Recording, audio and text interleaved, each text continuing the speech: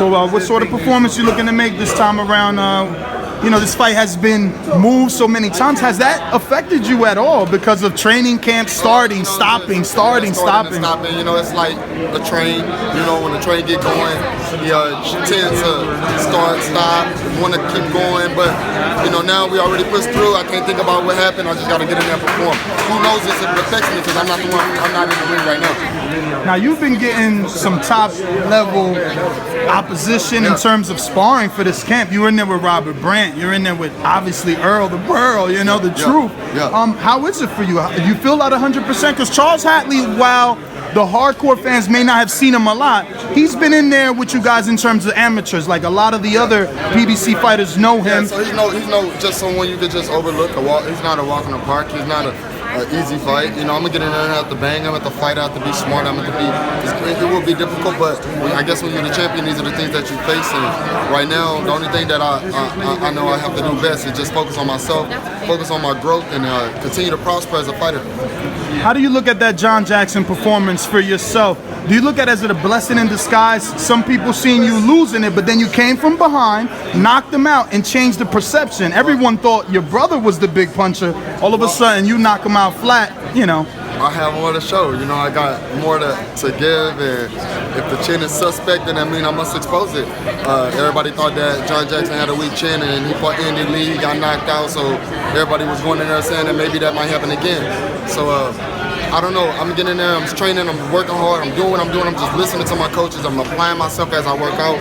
This is the best shape I've been in because of guys like Errol Spence and Arnett and Robert Brant and all the other guys that I was training with. I know Hatley had like 15 or 20 people. I don't need all them people. I had some of the best quality work, and big blessings to everybody that I train with because they pushed me to a level that I haven't been at yet. Obviously, getting quality work. You also changed trainers, but this is now about your third training camp with Derek James. Just tell us a little bit about being in there with him, the change of element, you over there now in Earl's gym, those different sparring partners that you're speaking of. How are things different from being with Ronnie Shields over at Plex? You know, it's a lot of difference. You know, it's just some things suitable for other fighters and some things aren't. Ronnie Shields is a great guy, a great trainer. Danny, Plex, everything was great, but I'm one of the kind of people that get bored with relationships, especially when they have dull. And the relationship that I had with Ronnie was not near as tight and tough as the one I had with Derek. Me and Derek are like brothers, trainers, fighters, and coaches and mentors and all of the etc. Ronnie has a lot of fighters, so Derek could actually focus on me more. So, but like I said, nevertheless, I did a long career with Ronnie, and I'm happy. Derek has upped my game a little bit, I believe, because of the strength, power, speed, and then having to just be a dog in the ring. We fight in a 16 by 16 box. And then I have a gym myself, which is 8,700 square feet, where I got a 22 foot ring and a 20, so I get the best of all. You know, and so Derek comes to Houston, I go to Dallas, I moved to LA as well. You know, got a lot going on. Are we starting to see a little bit of Derek James rub off on you in terms of your aggressive nature now that you're in that training camp? Possibly. That all depending on who's gonna bring that out of me in a fight. You know, some things, you know, you gotta first diversity and that like the adversity. So who knows? Last question. I know we got other guys here. This division is obviously wide open. You have the WBC. What is the trajectory for yourself to try and get a, you know, unification or something bigger in this division? That's up to the bosses. I can't control who I unify with. I can't control who I fight with. They present an objective to me. I take it. I listen to it, and I talk it over with the people that helps me, and they know me as well. So if a fight makes sense and then the money is right, I'm taking it. Or, you know, we sit back and wait and be patient and continue to build. As being a champion, I have to fight the #1 contender. I have to fight the mandatories, and I don't think anybody that's a champion can avoid it.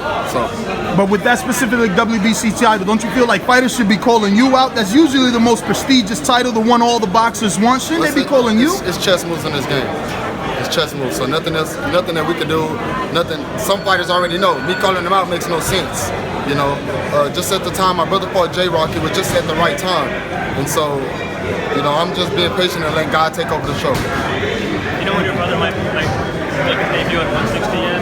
Nah, he'll be making his debut somewhere in June, hopefully in May, June, something like that. You know against who? I don't know the guy. I think they already announced it. I don't know the guy's name. How much sparring did you and Errol do? I mean, that's rare to have. Crazy. It was crazy. I think I did about 48 rounds in a week. Yeah, with Earl. So yeah. What was that like? And that's the reason why. It's because of the setbacks and the keep setbacks and the boards and the setbacks. Yeah. The days that I didn't spar, I was doing shitty conditioning and it was just working out. And I'm like, no wonder why they keep fucking saying you doing juice, man. You ain't on no juice. You just fucking train your ass off like that. So I just picked up some of those crazy habits. What was that like? I mean, that's rare to have two top level guys sparring. It was crazy. It was good. I liked it. I enjoyed every little bit of training camp this time. Errol holds his own even though he's not a junior middleweight. Yeah, absolutely. And he got pop. You know, Errol got pop. He's strong. He's fast. I'm fast. You know, and I stood my grounds and he stood his. And we had some good days and bad days. Now, from what you've seen, what do you think of the Brooke Spence situation? What do you think of that fight? Just being in the ring with one of them. Brooke is an accurate puncher, but I don't think he has enough to deal with the pressure and the power that Errol has. When I say this guy packs punch, he packs punch. I know it's my fight week and I'm over here talking about him, but yeah, this is the reason why I probably will perform at another level. I don't even know what I'm gonna do. I'm just gonna get there and do what I have to do. How do you feel since your fight got postponed? It was supposed to be on the fight with Gary Russell Jr. card, and it got postponed. How motivated are you to just come back after? I'm just ready to fight. It's been a long time. I don't want to ever be off this long again. I want to get in there and fight and keep doing what I have to do. This is my career. This is my legacy, and the only way I can make money is by fighting. Yeah, I was at your Showtime fight, the triple header with you and your brother. Charles Hatley jumped in the ring on your brother. Is there real bad blood? What do you know about Charles Hatley? You guys are both from Texas. The worst blood is gonna be is me trying to prove to the state of Texas and to the nation that I'm one of the best. So, like I said before, I got a child. And he looks up to me a lot. So my fight is bigger than the fight that Charles Hatley can ever present to me. So it's always gonna be bad blood. I don't look at no man like he's gonna come in here and just handle me. So if you come in there and handle me, I'm gonna handle you back. So I'm gonna do what I gotta do. You do what you gotta do. Waiting for you gotta knock me out. I'm sorry.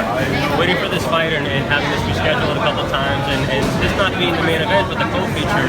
Did you feel any kind of like disrespect or anything? Just the fact that I overlook disrespect. Okay. I mean, I'm gonna give it disrespect. I get disrespected all the time. I can't beat up everybody. I can't smack everybody. You know what I'm saying? Even though I want to. One thing I can do is just get better within myself. And if it gets too crazy, I know how to handle it. I'm from Texas. I'm from Houston. You know where we at. You know. Why do you think you know who we have. Yeah. Why do you think that is that people overlook you and maybe don't give you your full credit? It's just the name of the game, man. It's a fight world, so you just got to get in there. It's cold. You gotta, you gotta be liked. You gotta be disliked. Sometimes the humble guys never win. They get pushed around. I guess it was humble too long. I think it's maybe people comparing you to your brother, and obviously your brother has a sensational win. And that's the story of my life. I've been compared to my brother my whole life, so. That's a good thing, I guess. It's a good thing and a bad thing. You're a champion too, right? Right. We did something right. Can't be that bad. Yeah. Now, speaking of your brother, he got a high ranking in his new division. They ranked him number 2. What do you think his outlook for his future is going to look like at middleweight? I can't predict the future or what he's going to do and how he trains. I'm over here at Dallas and California and Houston, and he's in Houston training with Ronnie Shields. Nothing else to really do about that. I know my brother's bigger, he's stronger, he's working hard consistently every day, and because of that, I picked that up as well. So if you see me now, I'm a lot bigger than I ever been in my life. I'm happier, I'm getting my weight down now, but 154, I'm going to make the weight and I'm going to continue to make it. How much longer will you stay at this division? That's a good question, man. I don't really know. I don't know what the future holds and what they present to me. Have you thought about, like, at some point, maybe... I thought about it. Capturing the title with my brother at 154. I'm in at 160 as well. Okay. Yeah. So, of course, I would love to be 160. I'm like 160 right now. Yeah. So, yeah. Is it getting harder and harder? Just getting harder every fight. Absolutely. Yeah. Especially if they give you your layoff, it's going to be harder. Okay, is there any time frame for how many more fights you might stand? 54? Nah, I don't know. I don't even know the time frame of how long I'll be boxing. You know what I'm saying? So I can't predict these things. I can't control them either. Did you catch that Demetrius Andrade Jack Kulke fight? I know he had a lot of things to say about you and your brother. He didn't look that great in his last fight. That guy talks a lot. He runs his mouth a lot. He has a lot going on in his career, and I'm just like, you know what I mean? I'm focused on what I got to do. Well, he captured the WBO in that fight in Germany. WBA, yeah, for the versus Jack Kulke. Maybe one day we'll meet. Not right now. Are you hesitant because he pulled out the last time? No, it's not about being hesitant. It's more about being, hey, I'm the champ now. Thank you. You can talk about